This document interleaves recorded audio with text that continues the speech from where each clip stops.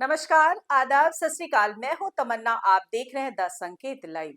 गाजियाबाद में एक ऐसा दूतावास पकड़ा गया जो देश का नहीं था, पर देश के हर मंत्रालय तक उसकी सीधी पहुंच थी। उसके बाहर विदेशी झंडा लहराता था। अंदर बैठा एक आदमी खुद को एम्बेसडर कहता था। डिप्लोमेटिक गाड़ी, डिप्लोमेटिक पासपोर्ट और वीआईपी जैसी एंट्री। लेकिन अब खुलासा हुआ है, ये सब एक फर्जी वाड़ा था।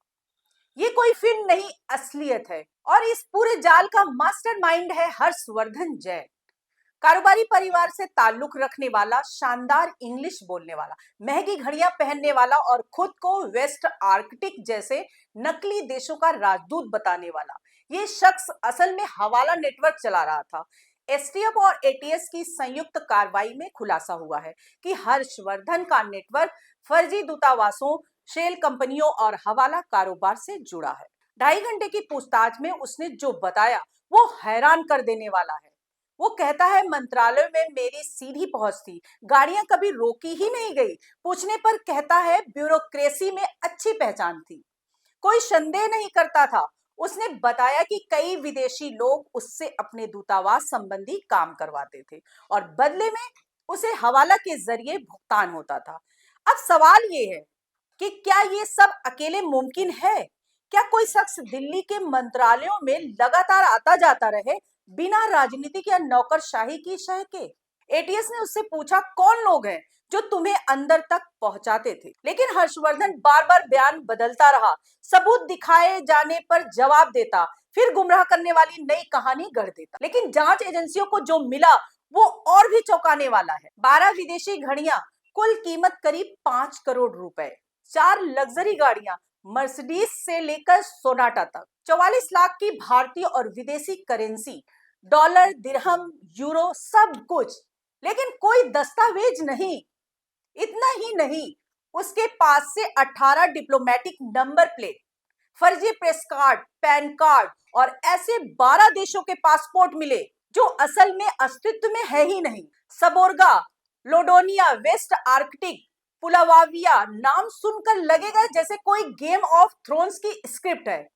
लेकिन हर्षवर्धन इन नामों को लेकर असली राजदूतों जैसा बर्ताव करता था। वो कहता है, मैंने फ्रांस से पीएचडी की है, लेकिन कोई प्रमाण नहीं दिखा पाया। पड़ोसियों ने बताया, यहाँ रोज लग्जरी गाड़ियां आती थी, काले शीशे, अजीब नंबर प्लेट और कभी कभी झंडे लगे होते थे। किसी को शक ही नहीं हुआ। और जहां उसका फर्जी दूतावास चल रहा था, वह जगह उसके ही घर से 100 मीटर की दूरी पर थी। अब सोचिए जरा, उसके घर से चंद कदमों की दूरी पर यह फर्जीवाड़ा चलता रहा और किसी को भनक भी नहीं लगी। पूछताछ में यह भी पता चला कि हर्षवर्धन की पत्नी दिल्ली में गोल्ड और चांदी का बड़ा कारोबार करती है। चांदनी चौक के पास उसका ऑफिस है। हर्षवर्धन का बेटा गाजियाबाद के एक प्राइवेट स्कूल में 12वीं में पढ़ रहा है। परिवार में पैसे की कोई कमी नहीं। पिता जेडी जैन एक प्रतिष्ठित उद्योगपति और पर्यावरण मंत्रालय से रिटायर्ड अफसर रहे हैं। उनके पास बांसवाड़ा, काकरोली और राजस्थान में मार्बल की खदानें थी और लंदन तक पास एक्सपोर्ट होता था। लेकिन फिर सवाल उठता है, इतना सब कुछ होने के बाद भी हर्षवर्धन को फर्जी दूतावास चलाने और हवाला में पैसा कमाने की आखिर जरूरत क्यों पड़ी? क्या इसके पीछे कोई और नेटवर्क है? एसटीएफ ने बताया कि हर्षवर्धन अक्सर अपने रिश्तेदारों की मौत का हवाला देकर जानकारी टालता रहा। उसके ताऊ बरेली में रहते हैं। अब उनसे भी पूछताछ होगी। उनके पास पीएनबी के 7 बैंक खातों की जानकारी मिली, जिनकी जांच एजेंसियां कर रही है।